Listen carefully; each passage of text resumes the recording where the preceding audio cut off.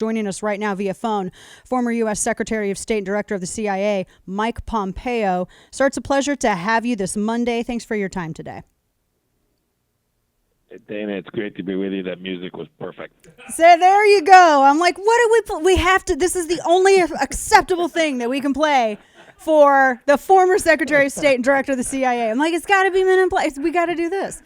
And so, and of course, we'll ask you some of the probably the hardest questions ever later. But right off the bat, though, I got to get your reaction to the Biden administration's sort of response to the escalation between Israel and Hamas, and the president was reaffirming his support for Israel's right to defend themselves. And I know he was talking to the Palestinian leader as well. It seemed to be kind of at odds with Jen Psaki, who over the weekend was tweeting about that Israeli strike, the IDF strike on that building in which Hamas was working. Apparently they were roomies with the Associated Press and Al Jazeera, saying that, well, maybe Israel could be a little bit more careful about where it strikes. I just think that maybe the press should be more careful about who they bunk with in these office buildings. What is your take on all of this? Yeah, well, Dan, as for that particular incident, look, we've known for a long time that Hamas and the Palestinian Islamic Jihad, the two terror groups in the Gaza Strip, have used human shields. So they park themselves inside civilian facilities. And it seems unlikely that journalists wouldn't know that they were co-located with terrorists. It just strains my imagination to think they wouldn't have known that. Would certainly make, if what the Israelis said is right, would make this a legitimate military target. But backing up from that just a little bit, I'm happy that the administration is mouthing the right words, that President Biden said the right words about Israel's right to defend itself. That should go without saying. It did during the 4 years of President Trump and me. They always knew that America would support the rightful Jewish homeland. I think the Iranians don't get it. I think the Iranians think that this administration is weak. So you see, these terrorist groups are underwritten, supported militarily and financially by the Islamic Republic of Iran. Mm-hmm. And so you now have Iranian proxy forces conducting terror attacks on Israelis. And, of course, there are Americans in Tel Aviv and Jerusalem as well, but the attacks are on Israel. Right. All the while, we are writing checks. American taxpayers, writing checks to the Palestinians, and we are sitting with the Iranians in Vienna trying to negotiate a deal. To think that you're negotiating with a nation that is underwriting terrorists that are currently firing missiles into Israel is a massive head scratcher, Dana. Yeah, and that was something we discussed last week, how the new administration turned that spigot back on of taxpayer dollars going towards Palestinian leadership, this was something that President Trump under his administration, he wasn't having that. We're talking with former Secretary of State, Director of the CIA, Mike Pompeo, on this issue.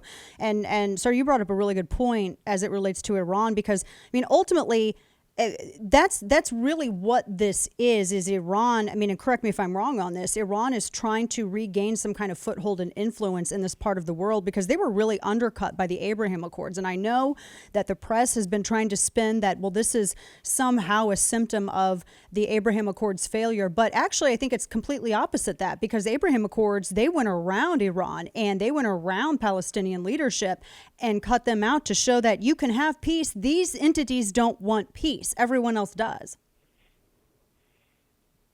For 40 years, and this was Republican and Democrat alike, Dana, the theory of the case was until the Palestinians say yes, you can't have peace and stability in the Middle East.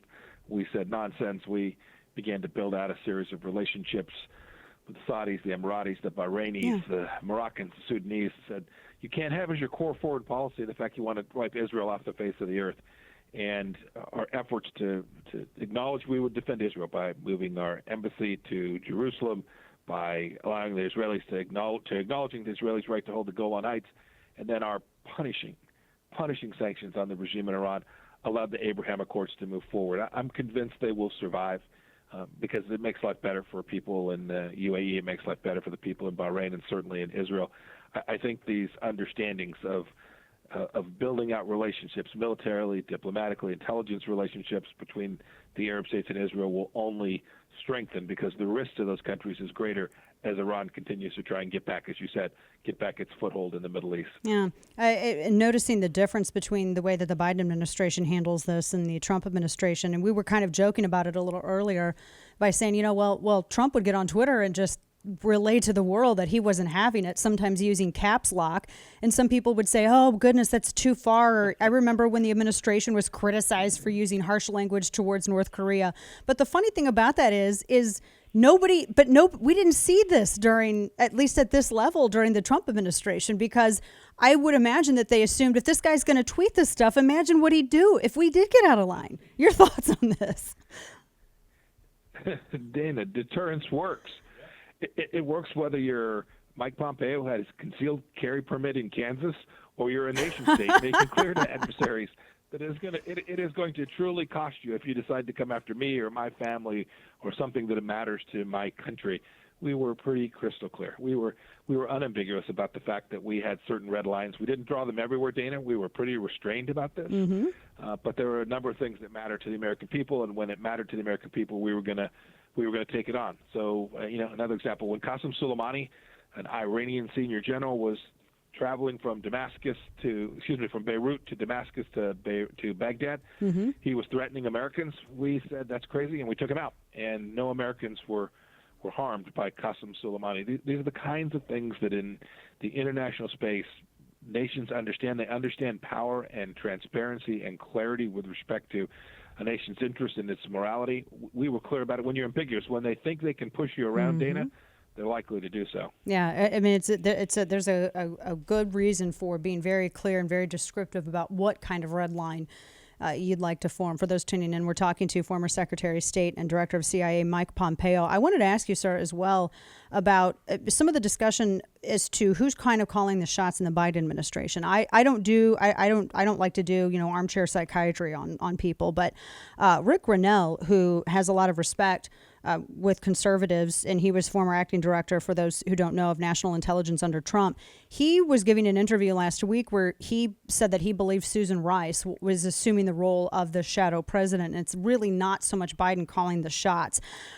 There wasn't really, when you talk about being very articulate and very clear as to, who's doing what and who's saying what, there really wasn't any doubt in the Trump administration as to who was doing what and who was calling what and who was advising the president. I mean, everyone had a very clear, transparent role.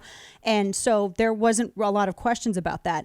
What do you make of Rick Grinnell's characterization of this? And do you think he's accurate, or where do you stand on that?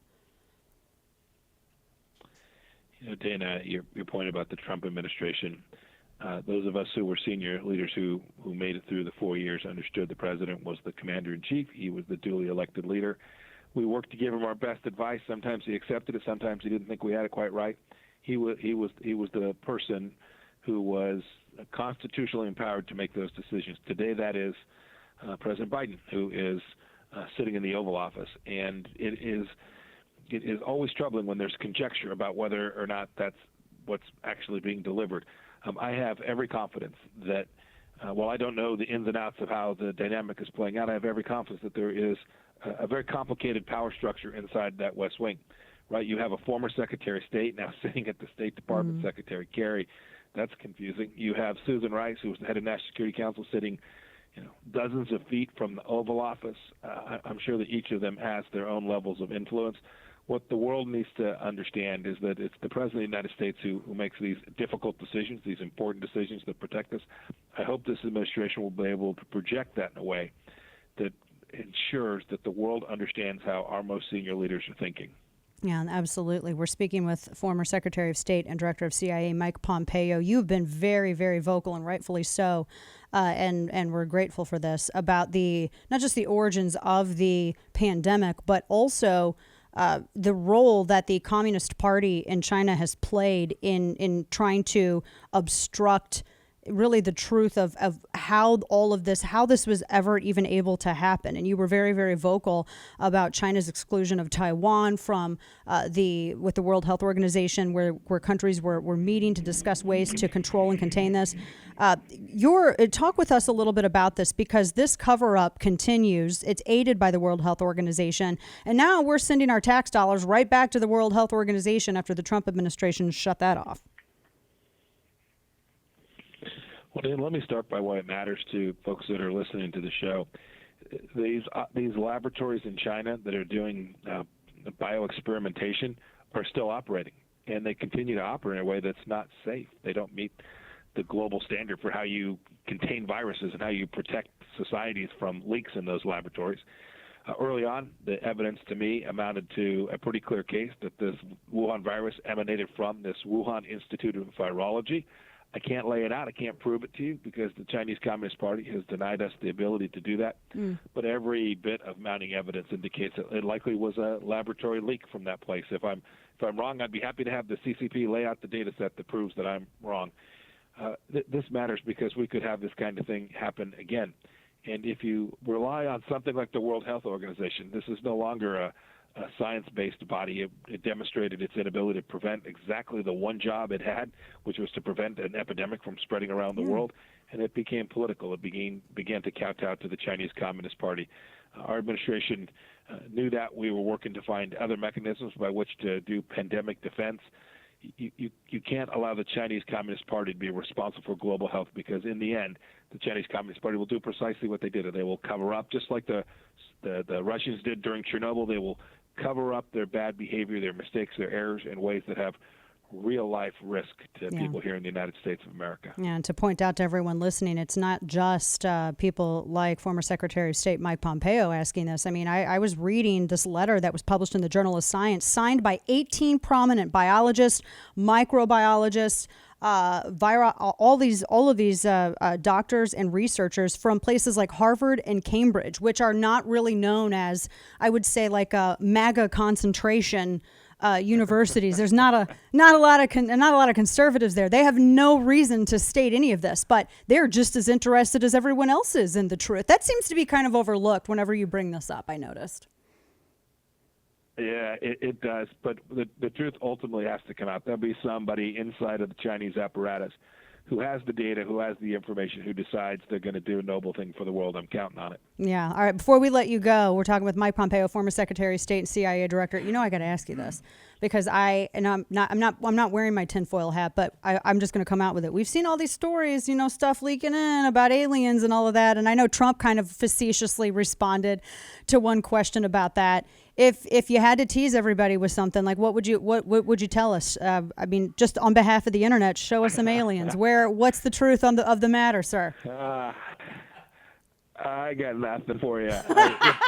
I must say, when I became CIA director, when I became the CIA director, I was keenly interested in this as well. Stay tuned. I can't help you much. Just give us like a hand signal or something next time, like just a sign, like wink twice or something like that, and we'll know from there. Mike Pompeo. I'll do that. I'll whisper to you. There you go. Thank you so much, sir. Former Secretary of State, CIA Director. Always Bye-bye. a pleasure. God bless.